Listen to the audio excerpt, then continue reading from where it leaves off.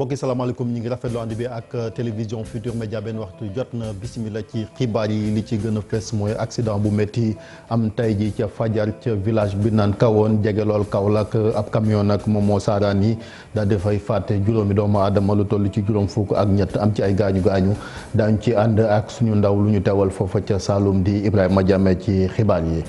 beneen xibaar a ngi nii boo xamante ni kon ab ONG di kuréel yoo xamante ni ña nga yëngatu ca bitim réew yëngatu également ci àq ak yelleef doomu aadama ñoom ñoo ko génnee jagleel ko taalibe yi fii ci Sénégal jàpp ni ci atum 2017 jàpp 2018 lu toll kon ci fukk ak juróom-benn taalibe ñàkk nañ seen bakkan li ko waral mooy yalwaan gi leen di yalwaane ak tamit toroxal gi nga xamante ni seen i sëriñ ñi ngi koy teg jàpp na ni lu toll ci téeméeri junni gone kon mbir moomu soxal na leen fii ci Sénégal di rapport kon boo xamante ni ay kuréel ñoom ñoo ko génne mbirum pétrole yi ba léegi di lëmbee réewum Sénégal ginnaaw nag reportage bi nga xamante ni BBC def na ko jagleel ko kon mbiram Alioune Sall procureur de la République ëllëg dina ci jàkkaarloo ak taskatu xabaar yi moom Serigne Bassirou Gueye ëllëg ci ngoon lay doon ngir rek leeral mbiram information judiciaire bi ngeen nga xamante ne kilifa yi sàkku nañ ko kon ñu daal di koy indi ci mbir moomu ci noonu ba léegi am na pàcc boo xamante ni ci opposition bi lañ bokk tey ji ci ngoon ñoom it dinañ jàkkaarloo ak taskatu xabaar yi Abdoul Mbaye Thierno Alassane Sall ak ñoom nga xamante daal ñoom lañ ànd ak ci kuréel googu ngir indi leeral ci coow loolu daañu jeexal xibaar yi ak wàllu tàggat yaram jamono yi gaynde yi nga xamante ni ñoom ñooy waajal Coupe d'Afrique bi ña nga fële ca Espagne leen jàpp nag mooy dañu waajal ab match boo xamante ni tey jii match xaritoo la seen diggante ak équipe locale bi wante nag entraînement yi tar na lool buñ sukkandikoo ci Moussa Konaté bokk ci attaquant équipe nationale bu Sénégal mais loolu jàpp ni ngëneel la su ko defee rek ñu pare fii ak ñaar fukki fan ak ñett ci weeru juin bi ñu nekk nga xamante ni kon mooy premier match Sénégal ci Coupe d'Afrique boobu nar a am ci Égypte su ngeen taaxirloo ñu yaatal ko.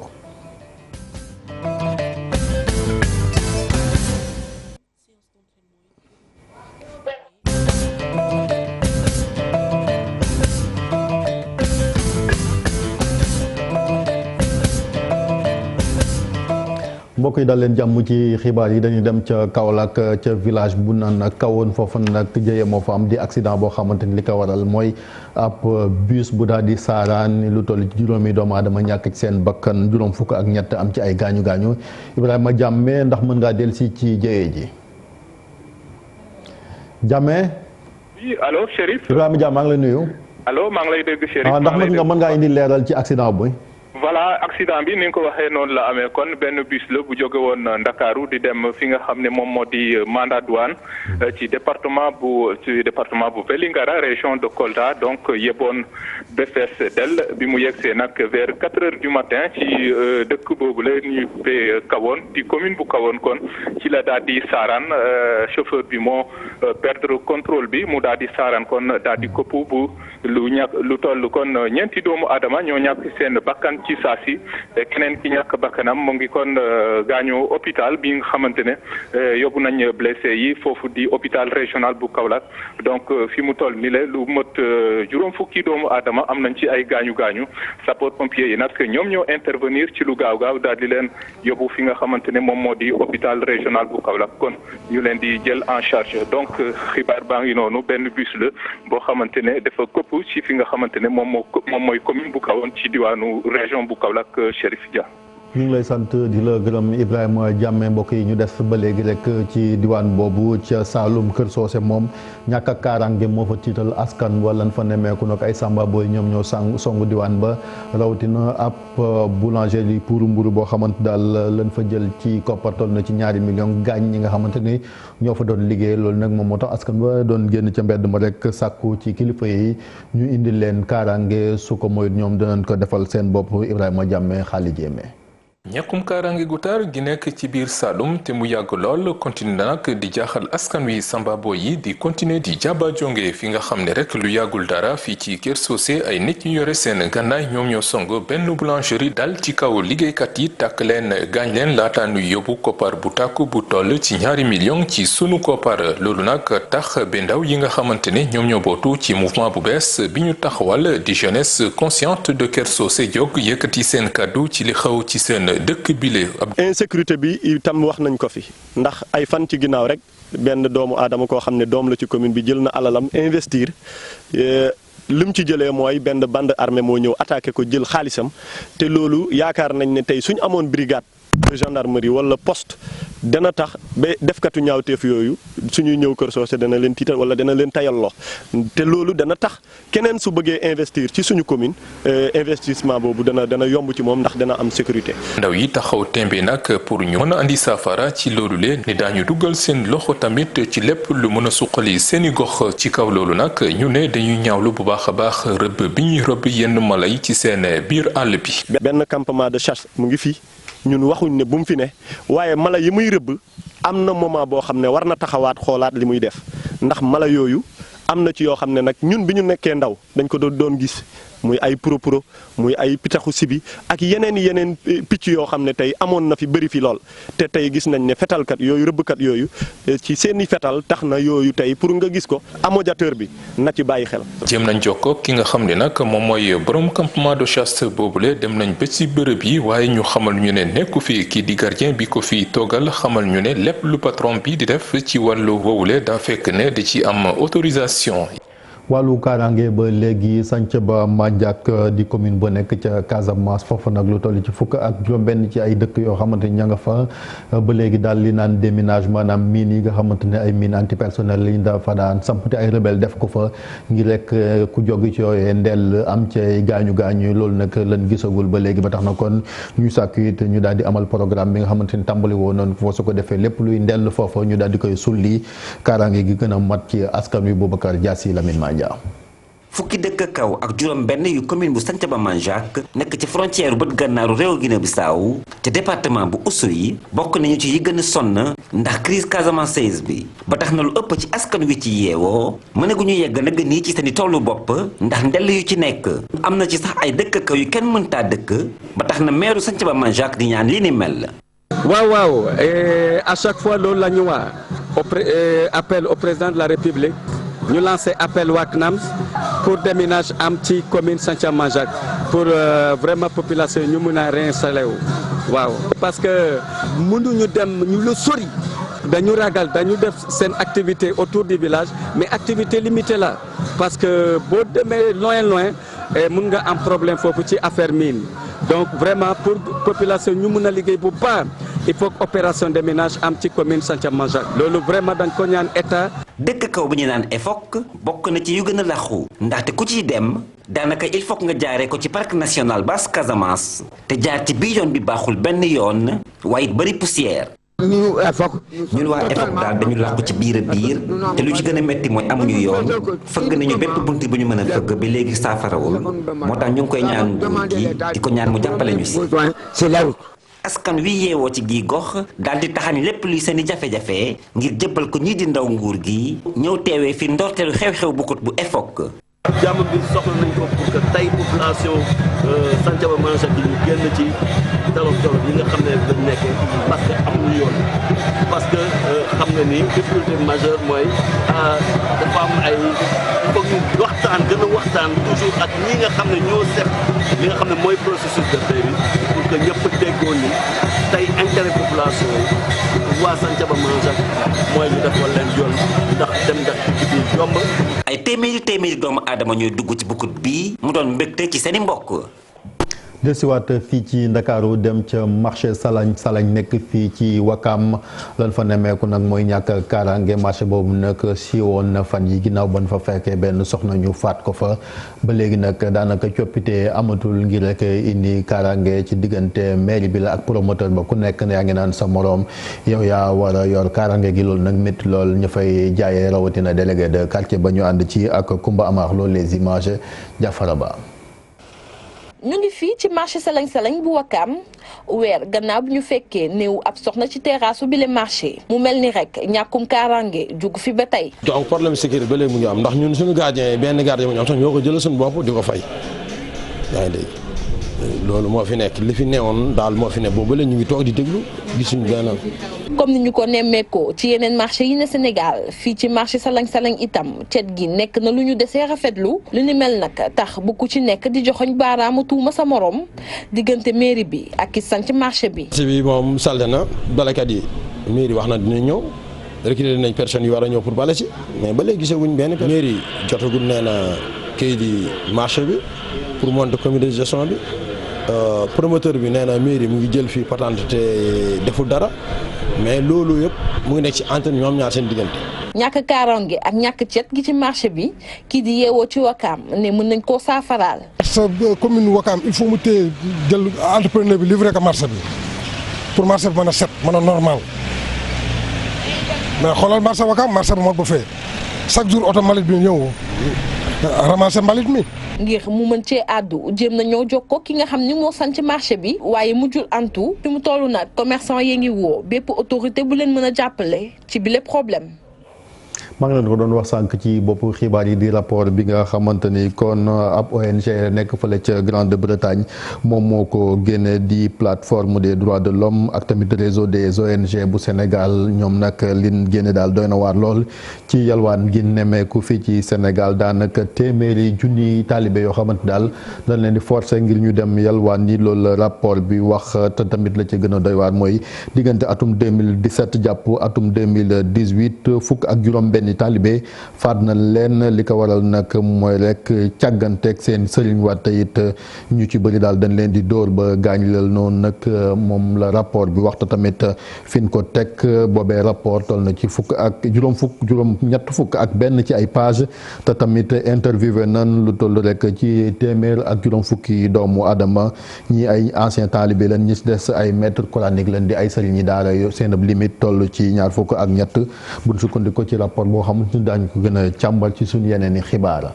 beneen xibaar rek nii ci nam gën a gàttee di coow li nga xamante ni kon moom moo lëmbee Sénégal jëm ci wàllu pétrole moom mi nga xamante ni kon moom mooy rek rakku président de la République di Alioune Sall lañ ca joxañ baaraamu tuuma ba tax na kon procureur de la République ci càkkuteefu ministère de la justice dana jàkkaarloog taskatu xabaar yi ëllëg ci àllarba ji ci ngoon fële ca parquet ba ngir rek indi ci leeral ci tolluwaayu information judiciaire bi nga xamante ni kon kilifa yi nee nan ñu indi ko ci lu ni mel moom Serigne Bassirou Gueye kon moom moo war nar a jàkkaarloog taskatu xabaar yi ba léegi tey jii ci ngoon ñoom journalistes yi danañ jàkkaarloo ak Abdou Mbaye ak ñooñam jëm rek ci pétrole ak gaz bi nga xamante ni kon mu ngi wax fan yii yëpp ginnaaw bi ci chaîne britannique boobu di BBC génne benn rapport daal di ci joxañ rek baaraamu tuuma kon rakku président de la République ci wàllu guerre daañu ci dellusiwaat ba léegi kon ci secteur boobu ñu daal di leen di wax rek ki nga xamante ni kon moom moo jiite SAR di société africaine de raffinage di Serigne Mboup moom ñëw na rek ci bor bi nga xamante ni kon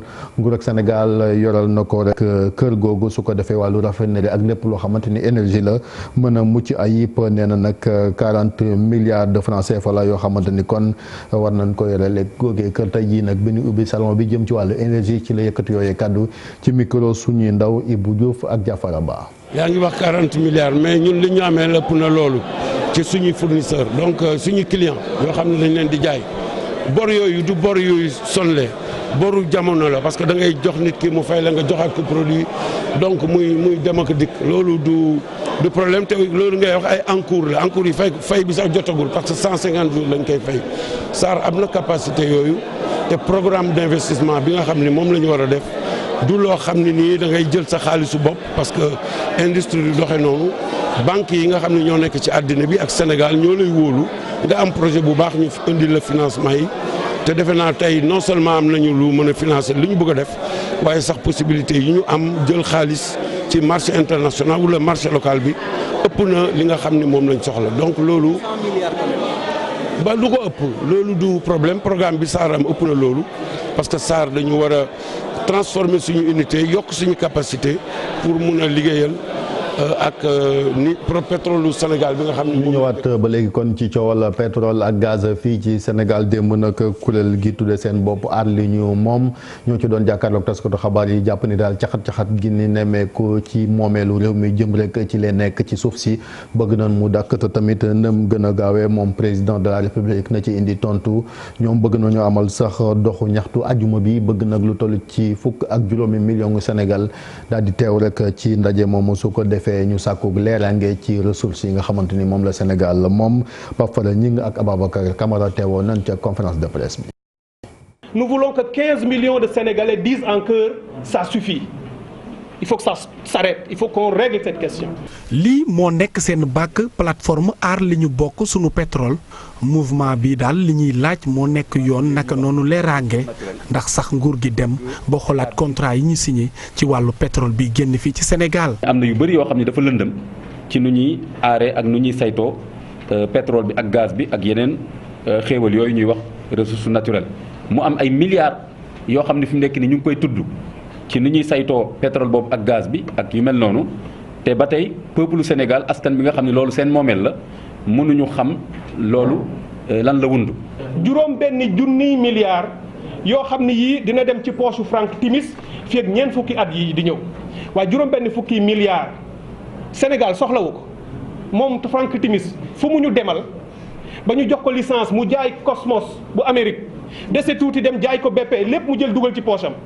mbootaay mi taxaw temm ne dinañ am daje bu mag a mag ndiki àjjuma bi lañ ci bëgg nee nañ ñi ñuy pasaree wàllu pétrole ak gaz bi nga xam ne moo génn ci Sénégal mu daal di dakk moo di vendredi àjjuma bi ñu jëm fii ci Dakar ci région wu Sénégal yi bu soobee yàlla ak ci diaspora bi fépp ñu ngi woo sénégalais yi ñu génn mobiliser wu ñu génn taxaw ba àddina yëpp dégguñu ndax bu ngeen koy seetlu Australie Japon Chine Amérique Allemagne di Europe fépp ak fépp boo dem ci Afrique seen journaux télévisés yi Sénégal la ñu ubbee suñu der yàqu na fépp ci àddina bi. ngir nguur gi dégg leen nag deltu ginnaaw moo tax ñu lancé ab pétition ci internet bi gannaaw ñetti fan. ñaar fukki junniy sénégalais ak juróom ci ñetti fan rek wala ñeent signé nañu pétition bi wane ni lii am naqadina leen te ñu ngi joxar bi baaraam ni président na leer. plateforme aar li ñu bokk nag gannaaw manifestation bu àjjuma bi ne leen dinañ wéyal xeex bi ba bu ko defee leeraange am ci contrat ak ni ñuy joxee pétrole ak gaz bi fii ci Sénégal ba bu ko defee lépp daal di leer ci bopp sénégalais yi. ku jóge nekk ci Géejawaay nga xamante ni Alioune Sall moom mooy maire ba ñoom it ñu nga doon jàkkaarloog taskatu xabaar yi ci mbir moom ngir tontu ñi doon faral Alioune Sall te ay bés bee ñu wane leen fii ci télé bi ñoom nag ñu doon jàppale rek seen maire jàpp na ni daal loolu ay caaxaan la te leen bëgg mooy moom Alioune Sall mu daal di tekki ndomba tànkam ci lépp loo xamante daal ay ndomba tànk la fii ci réew mi ba mbir mi leer ñi naan nag waa BBC danoo jeng ñoom nee nañ waxi tappale rek lañ wax Ousmane Sow moom moo jiite mouvement bi naan Géejawaay ci la bokk moom ak Alpha Ba ma nga xamante ni kon mooy ca Pastef la bokk Pastef les patriotes ñoo yëkkati kàddu yooyu ci micro suñu naataango Salif Sow ak Asmalik Diop. le chef de l'État mu demandé ko à ce que moom fonction yi nga xam ne étatique la ñu ko joxoon fonction yooyu ñu nanguwaat ko ñi ngi demandé aussi à ce que fonction yi nga xam ne c'est des fonctions politiques yoo xam ne yor na ko au niveau de Guédiawaye muy na nekk le maire de la ville de Guédiawaye ak responsabilité politique yi nga xam ne yor na ko je pense très bien que loolu war ñu ngi demander mu démissionner ci loolu ba lii nga xam ne moom lañ koy tudd mu indi ci ay leeral. aussi ñuy demander à ce que moom mi nga xam ne moom mooy maire de la ville de Guédiawaye nekk fi ñu jàpp ne que ne assemblée war na def une enquête parlementaire aussi toppatoonu lii nga xam ne aussi dañ koy wax ci wàllu pétrole ak gaz mu lijjantil ñu ko ba mu leer nañ. comme que nguur mi ñun ñëpp la fi toogal toogalu fi waa APR toogalu fi waa PASTEF toogalu fi waa Kawga toogalu fi waa taax ba doomu Sénégal yëpp la fi toogal ñu naan nguur gi nag ñu ngi koy ñaan monsieur Aliou Sall muy maire Guédiawaye ñu ngi koy ñaan bépp ndomb tànk bu mu am ngir jàppale yoon mu def yoonam mu def liggéeyam fu ma xam ne doonee benn bépp ndomb tànk bu mu am na tekki ndomb tànkam buñ ko setalee ñu xam ne yoon a ko setal bu fekkee nag am na lu tegu ci kawam ñu xam ne yoon a teg ci kawam bu boobaa ngir ñu mën a def liggéey bi loolu bu ko defee nag ba pare su boobaa nañ ci wax loolu moo ci am solo ci biir bi moo tax nag ñu ne woon tey ñu ngi xamal nit ñi la mooy suuf te ñun waa PASTEF Guédiawaye dañ ne bu ñu paree si lii incha allah lépp loo xam ne yoon may nañu ko pour ñu def ko ngir mbir mi leer bu soobee borom bi dinañ ko def. coow li lépp nag daanaka mu nga tàmbale ci atum 2011 bi fi Franck Timis ñëwee fii ci Sénégal moom mi nga xamante ni kon ku naan Pierre Goudiaby Atepa moo ko présenté woon kilifa yi fi nekkoon ca jamono jooju di Ablaye Wade mi nekkoon président ba ci la xamee it ak Alioune Sall ci noonu la signé ak nguur ak Sénégal jaare ko ci Petrosen ay contrat jëm rek ci saytu mbiram pétrole ci waaxi réew mi ci noonu nag moom lu mujj jaayee ay paaram beneen kër gu naan Cosmos Énergie ci fàttali ñu ñëwaat nag ci coow li fa mu tàmbalee ba tey ak Alassane Ba. coow laa ngi gën a wéy ginnaaw enquête bi nga xam ne BBC def na ko tudde ko scandale $10 milliards xaalisu Amérique boo xoolee sax coow li tàmbaliwut ni ki léegi yàgg na wante bu ñu xoolee lépp li ko waral rek moo di permis de recherche ak exploitation yi ñu joxe ñu dellu si gannaaw tuuti juróom-ñetti fan ci Europe décembre atub 2011 mën nañ jàpp ne ci la tàmbali ndax ci la ñu amal mémorandum d'entente ñu tudde ko memorandum of understanding diggante Petrotim ak Petrosen mu war a durer nag lu toll ci benn at janvier atub 2012 ci la mémorandum boobu mujjee ci ay signature ñaari contrat yooyu nag moom maître Abdoulaye Wade nekkoon njiitu réew ba woon daal di koy approuvé ginnaaw ñaari lépp alternance Macky Sall ñëw ci nguur gi ci jamono jooju nag fallait que ñu def ab càkkuteef approbation ci ñaari contrat yooyu par décret présidentiel ci atub 2012 boobu nag ci lu njiitu réew mi Macky Sall daal di jël ñaari décret benn bi ñu numéro ko 2012-597 bu 19 juin 2012 jëm ci li nga xamante ni mooy bloc Saint-Louis offshore profond ak beneen décret ñu numéro ko 2012-596 bu 19 juin 2012 jëm ci bloc Kayar offshore profond juróom-ñeenti fan ci weerub juillet 2012 ci la kilifa yi Petrotim Limited daal di taxawal Petrotim Sénégal ab société anonyme unipersonnelle mu mel ni dafa teg ay semaine képp ñu door ko taxawal ñu daal di koy dénk nag moom Aliou Sall mu nekk administrateur général bi ginnaaw finalisation ñaari accord association yi Petrotim daal di détenir lu toll ci téeméer boo jël juróom-ñeent fukk yi ci part yi Petrosen nag daal di jël fukk yi ci des comme ni muy amee nag ci diggante ay industrie pétrolière Petrotim Limited daal di procédé ci diggante juillet ak août 2014 ñaari transaction jëm ci ñaari titre de recherche yi benn bi mu jox ko Timis Corporation boobu nga xam ne sax Frank Timis moo ko moom beneen transaction bi doon li nga xam ne mooy cession partielle droit ak obligation yi ñu amoon ak société bi di Cosmos Energy mooy société américaine Sénégal ndax dafa ñàkk ci diggante transaction yooyu Petrotim ndax waroon na bénéficier ci permis yi ñu ko jox ban rôle la Aliou Sall joué ci li nga xam ne mooy mbir yooyu nekk na ay laaj yi nga xam ne ci jamono ji ñu ngi koy samp mu waral sax coow li te boo xoolee nag bu fekkente ni ñu ngi fàttaliku ci article bi nga xamante ni journal Le Quotidien defoon na ko ci weeru mai 2017 Petrotim warutoon benn yoon dugg ci li nga xam ne mooy secteur pétrolier bu Sénégal ndax journal bi dafa référé wu rek ci enquête bi nga xam ne ci octobre 2012 inspection générale d'État defoon na ko ci rapport bi ñu joxe woon ñoom enquêteurs yi fare ci nguur gi ñu ngi doon wax ne Timis daanaka matalewul woon conditions yi nga xam ne ñu ngi ko doon laaj ngir ñu jot ci permis de recherche ak exploitation ci suñu hydrocarbures ñu noté rek ne ci compte Twitter am moom jëwriñ ji nga xam ne mooy conseil itam yor wàllum communication ci présidence mu ngi doon dutewu ci existence su rapport IGE boobu ci jamono ji nga xam ne itam directeur général actuel bu Petrosen Mamadou Faye mu ngi doon confirmer existence su rapport IGE bi.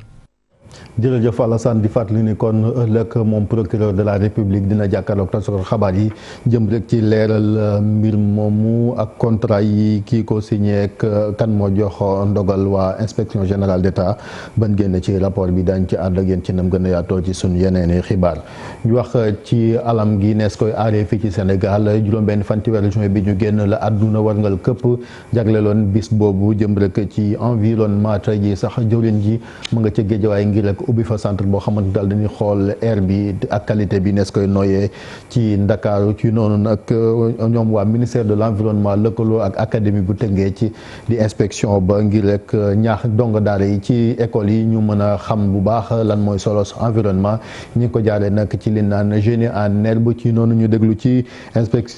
inspecteur académie bu Tëngéej di Cheikh Dione ci micro suñuy naataango Ousseynou Thiam ak Bamba Sambo.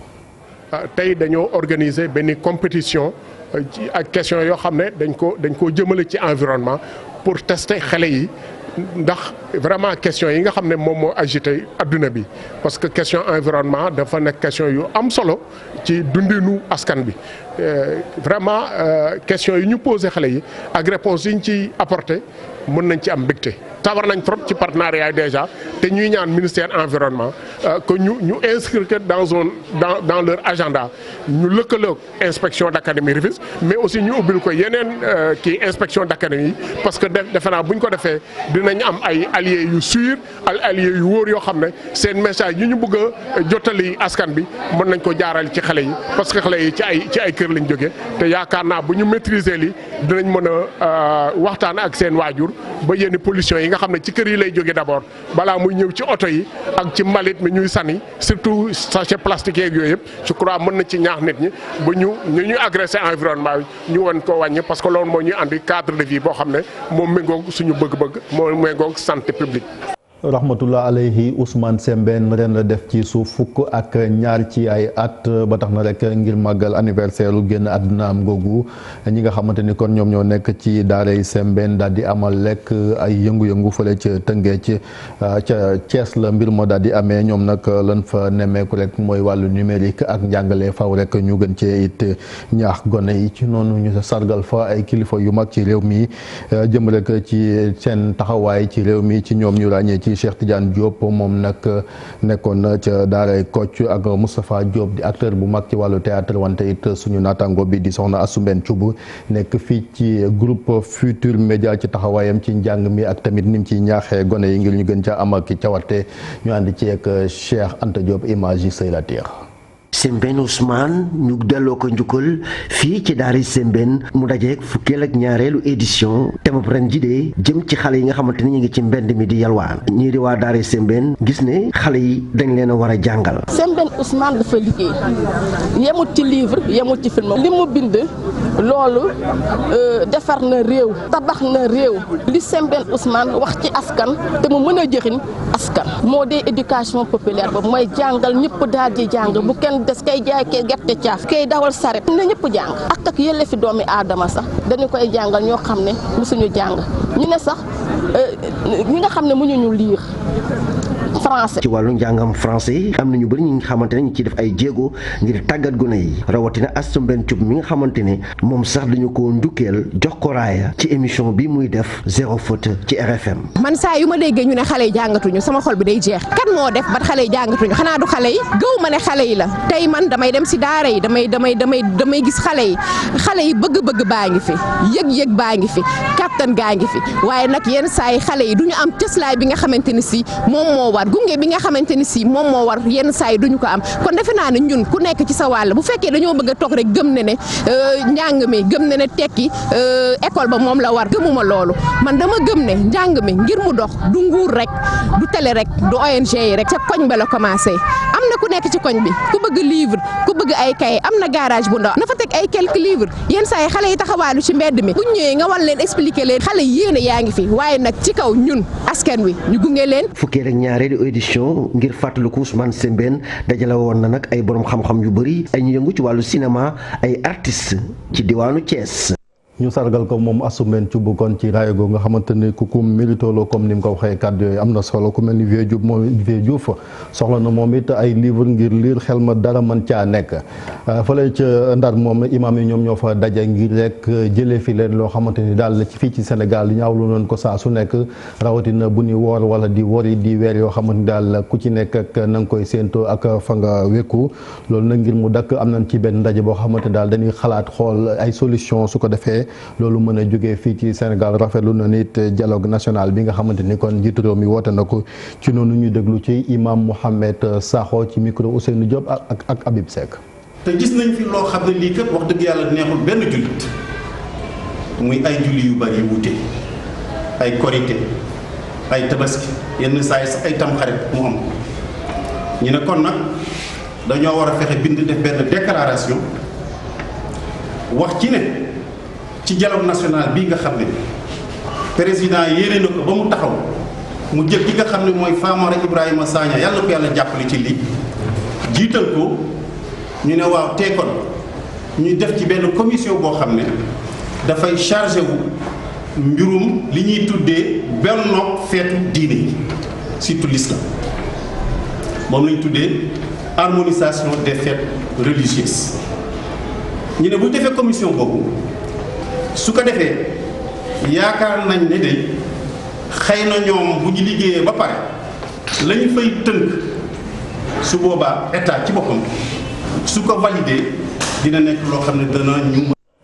ay Samba Boy ñoom ñoo nekkoon ca Mbarak fu nekk ca Njaayeen Sirax fële ca Thiès ñoom nag dañ doon wéyal ay xibaar yoo xamante ne dara dëggu ci ne Serigne Touba gis nañ ko ci ak garab ba tax na am ñu daan maam di fa dem loolu nag bi ko xalif général des Mourides Serigne Mountakha Mbacké déggee dina sàkku rek ci kilifa yi ñu daaneel googee garab ngir coow loolo mën a dakk loolu nag kilifa yi ànd nañ ci ak ñi nga xamante ni kon ñoom ñoo fa teewal état bi ngir daaneel garab googu ñu ànd ci ba léegi ak Cheikh Anta Diop ak Seyla Teex. coow li jib fanweeri dëkk ak juróom-ñaari nekk ci Njaayeen Sirax kenn desul ay xibaar yu ñu rotaloon na Serigne Touba de moom moo génn ci mbénteñ gu mag gi ci dëkk bi ñuy wax Mbar Jàkk nekk ci Njaayeen Sirax naqari lool ñi nga xamante ne ñoom ñooy seex yi nekk ci gox bi toogal fi xalif général des Mourides maire Njaayeen Sirax di kilifa diine ne nag mbir mi dara amu ci dafa am ñoo xamante ne dañoo jógoon ngir nax askan wi. fan yi taalibey murid yi dañuy jóge ci barab yu bari ñëw ne dañu koy siyaare ñu wax ne sëriñ bi dafee feeñ ak lenn ci ak njobootam ci ay notaal yoo xam ne ay légati garab la ñu tuddee ko sëriñ bi akuk njobootam ñu dugal ko ci internet bi ak réseaux sociaux yi bi mbir mi àggee ci Cheikh Mouhamadul Mountakha mu woo doomam ji di sëriñ Abdul Hakim moom sëriñ Moustapha Bachir mu ne ko na bàyyi lépp lu mu jàpp te dal di ñëw wax ak taalibe yi te itam li gën a gàtt mooy bala fee jóge na fi garab gi jóge te nee na lii ay caaxaan la te bu ko taalibe yi toppee da leen di yóbbe ñuy jaamu lu mel ni garab te bu boobaa day niroog jaamu xerem. kii di Serigne Abdou Hakim Mbacké xalif général des Mourides moom moo ko yebal ci bërëb bi ngir mu àgg taalibe yi nee na garab gii de bu ko kenn raay di ko ziyaare te nañu ko daaneel. gis ngeen ne garab kenn jegewu ko dafa jël ay matukaayam ànd naag gendarmerie eaux et forêt ba ña nga ne di ko dagg tuuma yi dafa ëpp àggoon nañ ci wax sax Serigne Mountakha dina fi ñëw ba joxe bis ngir bëgg a dëggal rek nit ñi gëm leen. garab gi nag bi ñu koy daaneel nag ay junniy taalibe Mouride nag teewal nañ ko ak préfet bu diwaanu Thiénaba ak ay gendarme yu jóge woon ci Xombol. xibaaru tàggat yaram benn ponk la jëm rek ci waajtaayu Coupe d'Afrique bi suñu gaynde ñu nga ca fële ca Espagne ngir rek amal fa seen waajtaay mu mel ni kon tar na lool buñ sukkandikoo ci jour yi wante jar na ko ndax bëgg nañ buñ demee fële ca Égypte am fa nag taxawaay bu am solo ci noonu ñu déglu ci kenn ci gaynde di Moussa Konaté bokk ci attaquant yi ci micro suñuy ndaw yan fa yebal fële ca Espagne di Mame Fatou Ndoye ak Hamza Diallo. On lâche pas, on lâche pas.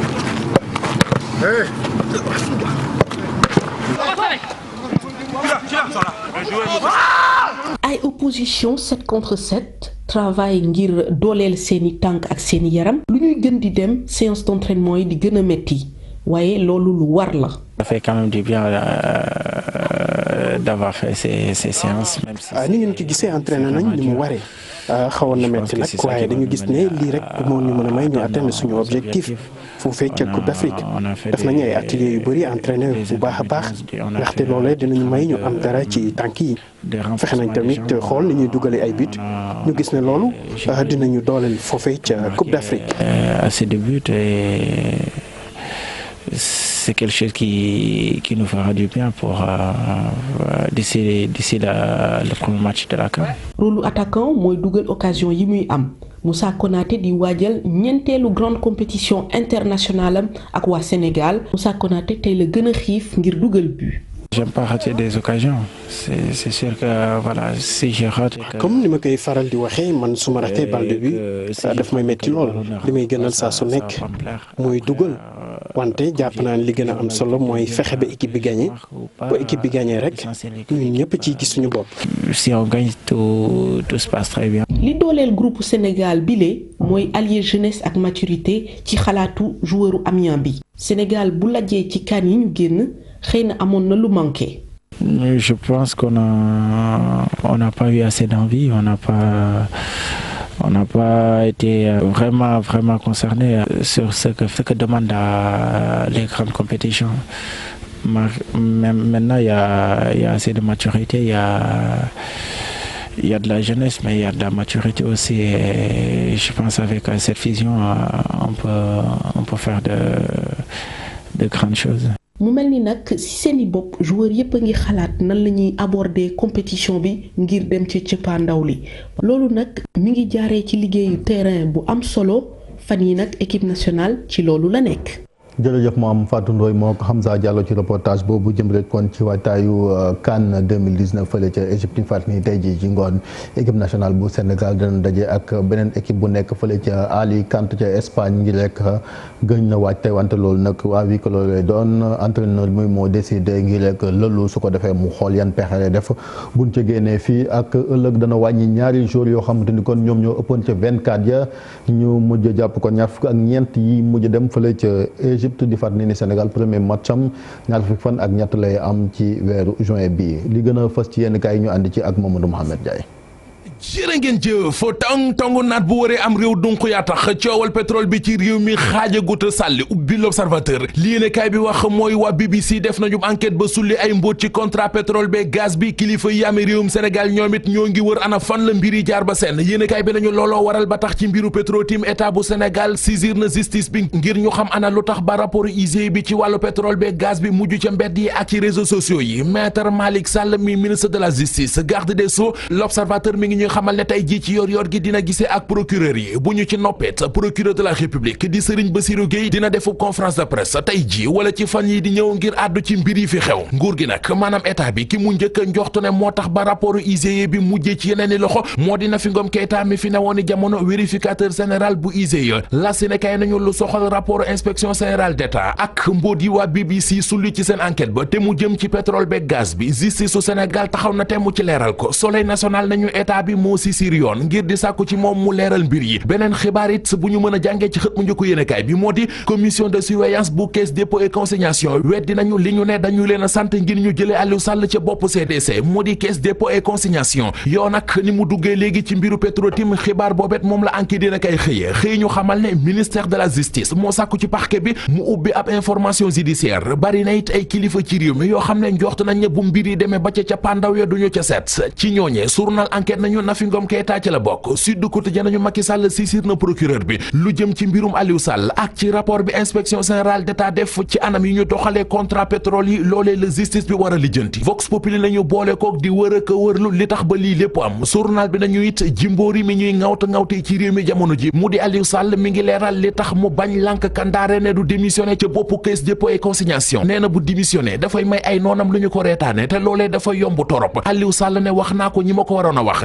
laata lii lépp di xew dogal bi ma jëloon moo di bu ñu yeggee ba ci weeru septembre lii ma nekk dama ko naroon a bàyyi dem nekk ci leneen sans carrière Aliou Sall ne dogal boobee ba ma koy jël booba lii lépp xewagol moom mi xew jamono ji ne jinjeeri xew ci réew mi di Aliou Sall moom la journal La Tribune xëy indi ci xëtamu njëkk mbamb li ko topp fan yi ci coowal pétrole beeg gaz bi yéenekaay bi ni mu ko tuddee mooy la bombe Aliou Sall bombe bi mag ja di Macky Sall Libération bind na ne mi ngi bombante ak ñi ko bëgg a dugal ci coow li ubbil journal bi Macky Sall ma nga fay leeral ne ci mbir yi ñuy wax état bu Sénégal amul dara lu mu ciy reproché wu ma nga fay leeral it li tax mu approuvé décret boo xam ne Abdoulaye Wade ak Karim Wade ak Souleymane Ndéné Ndiaye ñoo ko signé Macky Sall ne fa it Abdoul Mbaye mi préparé décret bi xanaa kay léeg-léeg dafay naax Les Échos nañu léegi nag coow li mu di mbirum pétrole beeg Aliou Sall ak Franck Timis coow li mujj na ca mbedd mag ca taabali justice ministre de la justice saisir na procureur général bi ngir mu lijjanti ko ci yooyu la jamono kuréel gii di aar li ñu bokk fas yéene amal ak manifester ajuma ji di ñëw ca place Obélisque journal Les Échos nañu waaye bu dee am na kuy wala luy farege ñeente xolu sénégalais yi ci mbir yi moo di honorable député Awa Niang deuxième questeur à l'Assemblée nationale yéenekaay bi nañu moom honorable député Awa Niang toj wu rëy la wax ne daf ne day jàppale Aliou Sall dem ca page Facebook am bind fa ne yëf yi bi muy xew fekk ma fi màkk la ma fekk waaye Aliou Sall na xam ne askan wi yëpp ñoo ngi ci ginnaawam te askanu Sénégal xam nañ li xew yëpp xam nañu ne budul woon ak Aliou Sall kenn du mës a gis pétrole ci réew mi journal bi nañu moom honorable député Awa Niang deuxième questeur Assemblée nationale bu waxee loolee wax na lu dul dëgg wax na lu ko neex wax na it lu mu tegul feneen di ci journal Le Quotidien mi ñu xamal ne ajuma ji di ñëw muy kujje politique gi di société civile gi woote nañu am ndaje ca place Obélisque la ñu fa nar moo di manifester fa ngir sàkku ak leeraange ci anam yi ñu yoree pétrole bi ci réew mi ci yooyu la jamono it Le Quotidien mi ngi ñuy yegge ay kàddu yu bàyyee ko ci archevêque bu Ndakaaru mu yëkkatee ko ca pèlerinage marial bu Popenguine archevêque bu Ndakaaru bi di sàkku ci ñi jiite réew mi ñu doxal mbir yi ci anam yi gën lu yéeme L'Observateur nee nañu moo am ca Sangalkam benn waay moo fa faatu xale yi dëkk ba ne kenn du ko suul ci armeel ya ndax waaja ba muy dund ab góor jigéen la woon jërëjëf Mamadou Mouhamed Ndiaye mbokk yéen it jërë ngeen jëf ci ànd beeg télévision Futur Média fii leen yam ak yéen ci xibaar yi jox leen daje ngoon bu 19h30 jotee ak soxna Fatou Kiné Deme 20h ak Chérif Diop ñu ngi leen di ñaanal jàmm di ko sàkku ci yéen.